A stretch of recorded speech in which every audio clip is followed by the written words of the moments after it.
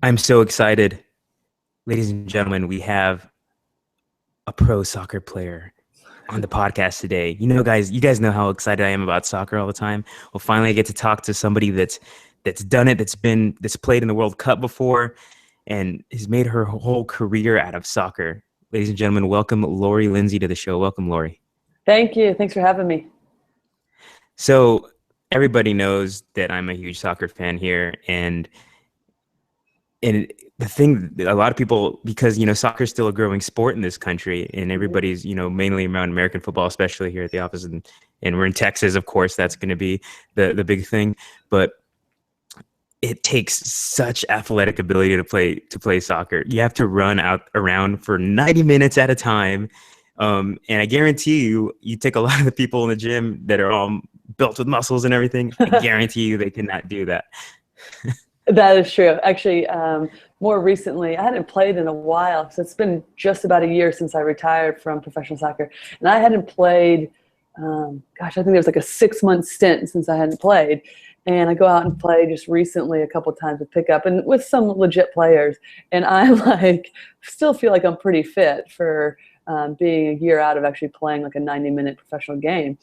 But I was like, okay, I'm ready to be done after like 30 minutes because it's like I feel strong, I'm lifting, but just cardiovascularly, it takes it out of you. And it just, yeah, I mean, I was like sore the next day too. So like, I Yeah, can do this for 30 absolutely. You need years. that Shroom Tech sport. But Exactly. so let's start at the beginning. Let's start at young Lori Lindsey. W- how did you even get into soccer? Like, as we mentioned, in the United States, it's not the predominant sport. How did you get into that, and what made you fall in love with it? And how did you take it to in that period of time, like maybe like through high school? How did you get to that level? I mean, because I read that you were like the leading scorer of your high school, and Yeah. already going places. So give us a little introduction to young Lori Lindsey as she's getting started in soccer. Yeah, absolutely. Well, I have a brother who is a couple years older. His name's Chris. And it's just kind of one of those things, which I'm sure if anybody has siblings, they can relate to this. But he's a couple years older, so he started playing soccer. And my parents were like, "Well, it's just easier to have Lori tag along with Chris and play on his team than ship all the kids to different venues." So at the age of 4, I started playing and going to my brother's trainings and playing with basically all boys. So that's kind of how I caught the bug of playing. And I'm originally from Indiana, so it's definitely not only was soccer not that popular in the early 80s, but it also was definitely not popular in Indiana. So we're talking like all basketball fans. But in many ways, that was good for me because it was a really good place to develop, I would say, because I wasn't just thrown into like tons and tons of competition right Mhm. away. I mean, if you look at New Jersey and California, those are soccer hotbeds in the United States, especially for female soccer Mhm. players. So for me, in Indiana, it kind of gave me time to develop on my own, play with my brother's teams. But I was thrown in right away. My dad was diehard. He was like, "Yeah, but he's not going to help us with math homework." He's like, "Well, I'm going to drill We're these doing kids." drills instead of Yeah, multiplication tables. it was like the first question when you get home from school is like, "Okay, you have homework. Great, go out and do your soccer skills first, and then you can tackle your homework." And I was like, "This seems a little backwards," but anyway, speeding up the story, by the time I was like in late middle school, got a little bit burnout because I was playing all Yeah. the time from an early age, and I think it was also a little rebellion behavior against my dad. So I thought, all along too, besides playing soccer, I'm like, I thought I was going to be an actress, a Hollywood Yeah. star, without even taking any acting classes. That's just where I was headed. You just had the And natural so, talent. You didn't need yeah, classes. exactly. So I quit soccer and decided to start taking my first acting classes. Well, long story short, after like 6 months, it was like, get the hell out of these acting classes. I was the worst. And so I got right back into soccer. And I had missed it as well. So um, from there, I think that was like around my eighth grade year. And it was just kind of like a really good transition for me because I had taken that time off, realized that I was actually really good at soccer. I missed it. I did love it. I needed a break. And from that moment, like around 13 years of age, was kind of when I started like taking soccer seriously and in my like own hands. So prior, my dad was always like, you do these drills, do this drills, do these drills. And from that point, I was like, okay, I love this sport. This is what I want to do. I'm going to train on my own. I'm going to do these things. I'm going to shovel snow in the backyard and do sprints in the winter.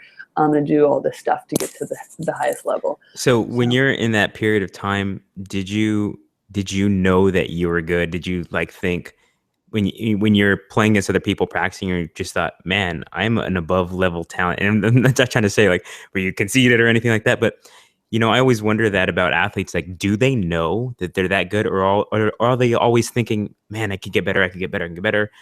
I mean, obviously, Yeah, in Indiana, the competition may not have been that yeah. stiff for you, but I mean, no, that's a good question. Yeah, I definitely realized that I had some talent within the sport. Like I played many different sports growing up as well, basketball, and I was. Many people would think I'm definitely. I played in World Cup, Olympics. I'm above average athlete for sure, but. And that I think my family especially could see that, coaches could see that at a young age, but I definitely like worked hard for everything I had. So early on, yes, I was definitely good. Soccer was, we could see that was the road I was going to take compared to basketball or cross country, whatever else other sport I was doing. But I think it wasn't till I kind of really started doing like taking I guess my career, you could say, into my own hands that I started to develop and flourish because I could start to, I'm a little bit older. I could start working on the areas of my game that I wanted to improve and so on and so on. But yeah, definitely. You can definitely see that there's some exceptional talent going on there. I don't think one day someone all of a sudden just becomes good. okay. And so you went on from high school, and then you went and played college ball. Were you recruited? Yeah, so I was recruited, and I played at the University of Virginia. So from there, played 4 years there. Definitely was recruited going in, and the process has changed quite a bit with the youth now. I mean, kids are what do you call it? Being recruited at like freshman year. I don't even know how that even happens. Then you have like another 4 years. 5-year-old in the Pee Wee leagues already that's being exactly recruited. It's so bizarre. I mean, and everybody nowadays is going to get a scholarship. So it's definitely changed a lot. But yes, I took some different recruiting trips and then settled on the University of Virginia, played 4 years there. And then from there, we've had 3 different pro leagues in the States for women. We had one in the early 2000s, one in the late 2000s, and then our current one, which is NWSL, or the National Women's Soccer League. And that we're about to enter our 4th year, which is huge because the other 2 leagues have folded after 3 years. So this is like huge season coming up here for this league. But yeah, so I'm one of, I think, like 4 players that played in all 3 professional leagues. Was drafted number 4 out of college into that pro league, the first pro league. So yeah, it's been an eventful career, I should say, for sure. Yeah. So, at what point in time did you say like, I want to be on the national team? Like, Yeah. I mean, where that became a goal, and in your head you thought you could get there. Well, I think 1991 was the very first women's World Cup, and it was in China. And most people in the States didn't even know that was happening. But the likes of like Miham, Julie Foudy, Michelle Akers, Christine Lilly, they were all playing on this team, and a lot of them were late teens, early 20s. And at that point in time, like my family was very like soccer crazy. So my dad got me like the highlight VHS of that tournament when they won. We had the subscription to Soccer America magazine. It had a whole team, talked about the team winning. So I knew everything. I was like loving this team. I'm like, I want to play on this team. I want to be like the next Mia Hamm, Julie Foudy. And then every 4 years, I thought I was going to be on that World Cup. So I was just like, wait a second. I thought I was going to play in the 1996 Olympics, which I would have been 16. That didn't really make any sense at that time either. So it was just a little bit like my goals maybe weren't matching up at the time with like Mhm. my ability, but it was those goals just kept keeping, like it allowed me to enjoy the journey and keep navigating and getting better as a player. So Yeah, and it's amazing, back then in the 90s, you know, soccer in general, male or female, was not that big. oh, And, absolutely. I don't think they even showed it on regular television, No, even they if it was like a World Cup that nobody cared in the United States. Um, but it's so awesome to see the progression of the sport in the States. And if you look at the last Women's World Cup, where the USA just absolutely destroyed them, mhm. Yep. I don't know if a lot of people know this stat, but it was I think it was the most watched soccer game in United States history, and it had even more viewers than the final game of the NBA Finals that year, Mhm. and also the final game of the Major League Baseball series. Yeah, Major League I Baseball, know. America baseball, women's soccer viewers beat that. That's I know, it's amazing. insane. I know. And that game was bonkers, right? It was just so wild. So it's exciting to see how much um, the game has grown. And I think if you're a young kid, it's awesome with the opportunities you have. There's so many, like whether you want to be the next star, right? Or if you Mhm. just want to play recreationally, awesome. There's so many outlets. So it's fun to see the sport grow and flourish compared to when when Yeah. I was growing up. So how do you feel about our women's soccer team right now?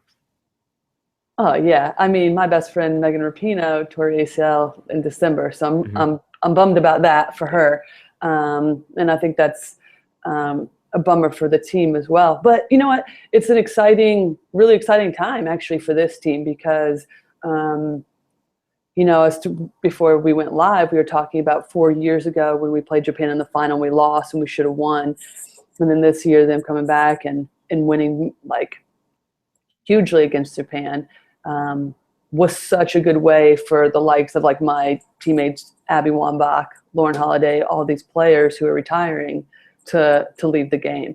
And so now I think it's an exciting time because even though we have the Olympics right around the corner this summer, there's a good transition period or build up period to start introducing some younger players that haven't been given a chance yet. So just like the game's growing itself Mhm. in the United States and in the world, really, for on the women's side. Same within our U.S. team. So there's going to be, I think, quite a few changes happening, and new stars will start to emerge, which I think will be awesome. Yeah. So, Um, so I play in recreational leagues here in mhm. Austin, Which I and love that. yeah, that's so great. Yeah. And I played in over 30 league, and I'm 32, Yeah. so That's I'm so the young great. buck. I'm the young buck of the Yeah. thing, and I play midfield, and you know, getting a goal, Mhm. even in that level, just feels so awesome. You lose your Yeah. shit. So, what what does it feel like to get a goal at that level? Oh yeah. Well, it's interesting because obviously, depending on the level you play, sometimes goals are easy to come by, and or the teams you're playing. And at that level, usually in a World Cup, slightly different this year because um, a little quite unusual to win 5-0 in a final, or what was the final score? I'm gonna mess that up, but against Japan, you don't usually see that type of goal Mhm. difference in a game, and usually it's really tough to come by to get a goal. And so if you're scoring, then that's making a huge difference in a game. So it's awesome. Now, unfortunate for me, I was a midfielder as well, but I was more known for assists. Mhm. So I didn't score that much, but hell, assist to me and setting up somebody is just as good as scoring a goal, if Yeah, not for better in sure. my eyes. Because I mean, you're playing a perfect ball to somebody who's tapping a goal in, or you're making it easier for them. Then I'm like, yeah, that's awesome. Yeah. So, So but yeah, yeah, it's like the best feeling. It's just yeah. like, So as you mentioned, you're a midfielder, mhm. and apparently you have the nickname Lightning, but it Well, may that was not be. But it may not be because what we think it is. yeah, well, no, it's just like self-given. So that was basically the backstory is, and it's just actually a really terrible backstory. But one of my teammates or former teammates, Amy Rodriguez, we played together in our previous pro league in Philly, and our commentator, the announcer, would get so excited for everybody's names, but A-Rod is her nickname. She was the only one that was announced with her nickname. And I'm like, and he would be like, Amy, A-Rod Rodriguez. And then everyone else just had their name. And I'm like, well, why don't we have nicknames? So then I was like, well, it's kind of a joke that I'm not like the fastest player. And so I was like, well, I would choose Lightning. And so then I don't know how that happened, social media these days or what, but that just took off. So then Twitter handles with Lori Lightning Lindsey started happening. So it just kind of became a running joke, and to the fact that like I am not the fastest player on that team by any means. So then it just kind of caught on and hasn't really left. So, but funny, and it's kind of stuck. So Yeah. I can say. So going to the training aspect of what it takes to be a soccer player, as we mentioned, like 90 minutes of just running, stopping and go. Especially if you're a midfielder, you better be ready to run. But yeah. So what kind of training did you guys do at that pro level? Like, what does a usual week look like for you guys? Yeah. So, I mean, it kind of depends on, what the next competition is, when the next game is. But for instance, like the team is in camp right now. So January is always a big month because it's the start of the year, obviously. And you have a 3-week camp, which is usually a 3-week preparation camp. So there's quite a few people. Camps are usually out in LA in January, and they'll call anywhere between 25 and 30 players in. And in those 3 weeks, you will train every single day. I mean, you have a day off a week usually, and they'll undulate like having just one training session or double days on the field. But periodically through there as well, you'll have fitness testing, whether that's a normal fitness test would be a beep test. So if anybody's not familiar with that, it's basically 2 cones 20 meters apart, and then you just follow the beep, and it progressively gets faster and faster. So you drop out when you can't go anymore, but it's exhausting. And by the end, you are like running as fast as you can. And I'm telling you, we have some amazing athletes on this team. So some people are beating that test, like the beeps are done and it doesn't go any higher. People are beating it. And then like others are like keeled over. So, and it's always a very daunting conditioning test because it obviously raises everyone's anxiety. But so you have those types of tests. We'll have some strength training in there as well. So, and it's all very systematic and thought out in terms of how it's done. But usually you have like a single day of training on the field, then you might have a double day, then you have a single day of training paired with some strength training. And it'll just kind of go in that flow as long as everyone's recovering. And you definitely, we have heart rate monitors, GPSs, so it's managing everyone's stress level and how they are, like I said, recovering. So yeah.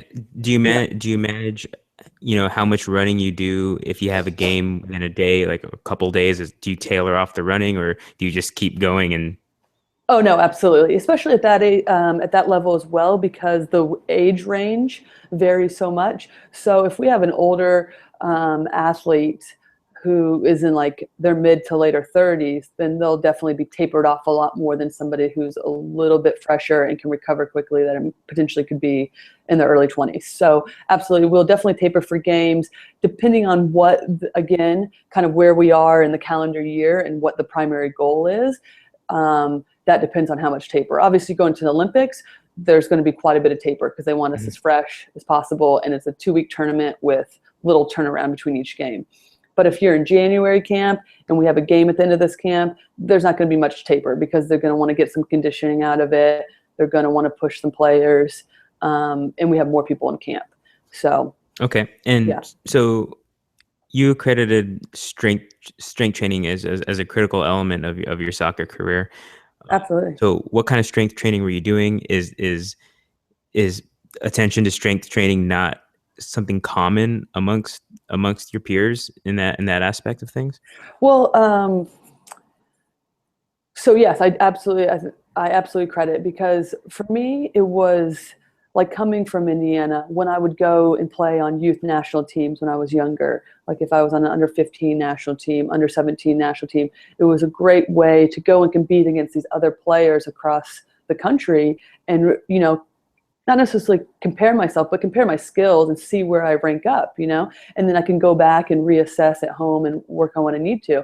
And luckily for me, again, like majority of people would consider me above average athlete, but when you're talking, you're competing against some of these players that come through the ranks, you're talking about the elite of the elite.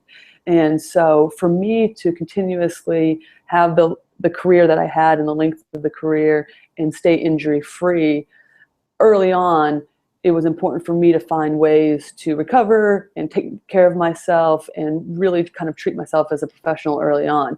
And that's really what strength training helped me do. Is stay healthy, injury free, and have the resiliency and the durability to last as long as I did. Because to be honest, if I would have gotten injured, I would have fallen down the totem pole, and it would have been my style of play in soccer, without making this really long-winded, is very skillful. And sometimes in women's soccer, that coaches love that, and then others are looking for what our typical athlete is like, which is run and gun, can run all day, can faster than everybody, bigger than everybody. And I don't want to say ahead of my time, but like it didn't always fit into the coach's plan. So I had to continuously find ways to implement into my game that was going to make me, quote unquote, too good to say no. Yeah. To. For sure. That makes sense. So, and basically strength training can encompass many things, right? It could be body weight training. It's not like everyone has to put 500 pounds on their back and be like, rah, I'm getting huge. You know, that's not going to equate to always like great athletic development for a soccer player. So just body awareness, getting stronger with the basic fundamental movements, and really just honing in on like recovery and taking care of yourself. Yeah. And of course, the other part of that is nutrition. Absolutely. So much freaking cardio.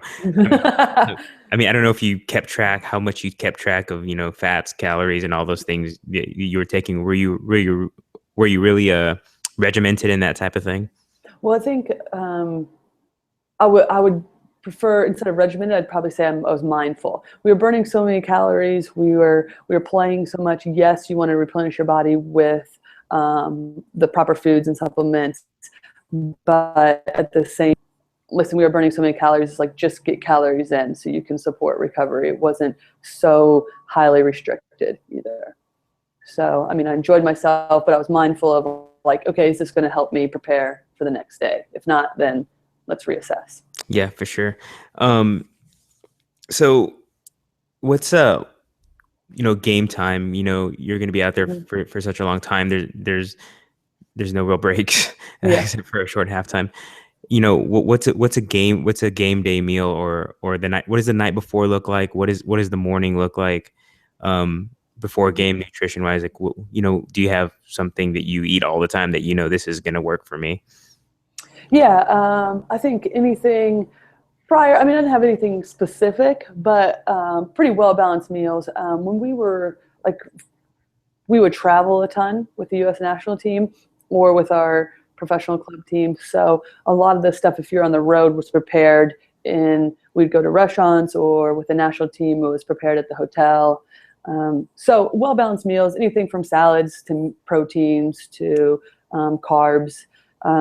And the same thing the next day, anything that you could tolerate. I'm not a picky eater, but I also on game days prefer to eat a little bit more bland. So I would eat rices, chickens, that kind of stuff.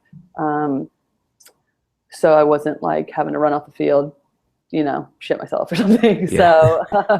So, but yeah, I'd keep it pretty bland. And leading up to the games, though, we would usually have a meal about 3 to 4 hours prior, and then be heading to the stadium and all the pregame stuff. We'd have snacks in the locker room for sure. Any sort of like drinks that was performance drinks or sport drink. We'd have protein powders, all that kind of stuff. So normal stuff that people are taking, nothing that anybody hasn't heard of. Okay. And yeah, pretty basic stuff for sure. Cool. So you're recently retired. Mhm. Does that bug the hell out of you? Oh, well, you know what? I have to say, I am very, very fortunate because I did have like a super long career, 30-year playing career, which was awesome. And I'm really fortunate because a lot of people don't have to get to say this, but I maximized my athletic potential. I busted my butt, and I like dedicated, to dedicating myself to mastering my sport and my position. So in that regard, I feel like hell yeah. And now it's exciting to be moving on to something else that is like, an extension of me playing. Hmm. But at the same time, yeah, nothing beats like chasing a ball around for 2 hours a day and then like hanging out with your best friends in the locker room or in the hotels or whatever and traveling the world. So from that aspect, yeah, it bums you out because it's like the best life ever. Yeah. And it's kind of backwards. You start when you're like young and then end like in an early age. Like I feel like I should be on vacation, hanging out, and totally retired now. Yeah. But on the flip side, I'm love what I'm doing, and it's fun to give back to the next generation and help them, or pay it forward, I should say, because Hmm. all the people that helped me, and now I can kind of pass that on to the next generation. So, Cool. yeah. So, how is now that you're retired, has your training changed any bit, or do you have a different way of doing things now? Um, yeah, it's definitely changed. Like I definitely don't run as much. I spent entire life running, and it's nice not to run, and I don't really feel the need to. I definitely get a good workout in the gym. I think I can tolerate quite a bit more volume in the weight room now than I had before. Before it was very strength based and a little bit more regimented in terms of the volume, like I said, because it was all about short periods of time. I would only maybe have a month, 2 month max to really prepare for the next season, regain strength, get yourself ready, um, and entering and going into the next year. So now I have unlimited amount of time, and I can kind of have fun and do whatever Yeah. I want. So we have in this gym, I love it because we have the Cyclops kettlebell, we have Yeah. the Chimp kettlebell. So those are being swung every day. And it's just fun. I have a little bit more room to play. Prior, everything again was how do I maximize my potential to stay at the highest level. So now it's a little bit more wiggle room. So Awesome. yeah. So, where can you said you're working with some, I guess are you doing clinics and stuff like that now? Yeah, so, well, I work at a gym in Washington, D.C. called Mhm. Ambitious Athletics, and we train anywhere from general population to young athletes. And then I also work with my best friend, Megan Rapino. Her and her twin sister, Rachel, and myself, we do these performance soccer clinics, and we're kind of like hop around all around the country. And it's a little bit of a unique style because it's not only just soccer training, but we add in the performance base. So giving kids an understanding of like how to do a proper push-up, how to do this stuff, so they can start implementing some of those things into their training, that isn't just specific soccer. It can general body awareness and strength training. So, and then in the meantime, also, just trying to put out, add value and put out content. So I have my website, LoriLindsey.us, where I blog and just put up what I think fun information and tidbits for anybody that's looking to be stronger and gain confidence through fitness in general. So I'm a big believer in that. That's awesome. Yeah. Well, everybody here at On It is I'm going to make them super soccer fans. I And love it. I don't know if yeah, they're not. That doesn't make any sense. because they just don't know about it. We just got to we Yeah. got to get them a little educated. That's all. Yeah. And MLS is awesome. So people should, if you're in a city that has, most cities do now, but like if you're in a city, go check out a game because it's actually great soccer and it's a ton of fun. Most of the Yeah. stadiums are awesome. Or just go play a game because I guarantee you, once you play that first game, you're gonna be Absolutely. hooked. Absolutely. I agree 100%. Yeah. Well, Lori, thanks so much for joining us on the podcast. As you mentioned, your website is lauralindsey.us.